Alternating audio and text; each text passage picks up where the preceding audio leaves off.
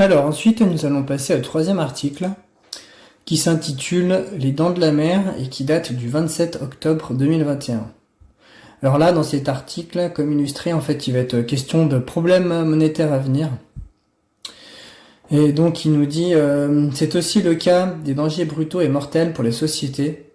Ainsi, par exemple, d'un danger qui rôde partout encore invisible, ce que je nommerais l'inflation discontinue. Les consommateurs, aujourd'hui, ne le ressentent pas vraiment, car statistiquement, globalement, les prix pour eux restent relativement stables, et les hausses de certains produits, tels en ce moment les carburants, sont compensées par les baisses d'autres, tels les équipements domestiques ou les vêtements.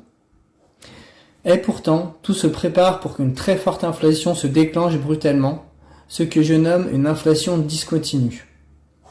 Et c'est là l'essentiel. Ce ne sera pas une augmentation progressive de la hausse des prix qui passerait de 2% à 3%, puis 4% et 5% par an, grignotant tout doucement le pouvoir d'achat des salaires et la valeur des épargnes, et qu'on pourrait arrêter en utilisant des armes classiques de la politique monétaire, qui sont les taux d'intérêt et la restriction du crédit. Ce sera une inflexion très brutale de la hausse des prix, qui passerait en un an de 2 à 8 ou 10%, une inflation discontinue. Le mécanisme de cette rupture est en place.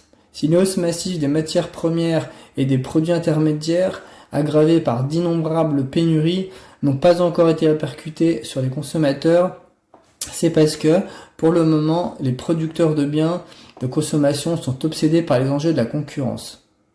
Et pourtant, ces firmes en contact avec les consommateurs amortissent assez largement les chocs pour rester compétitifs.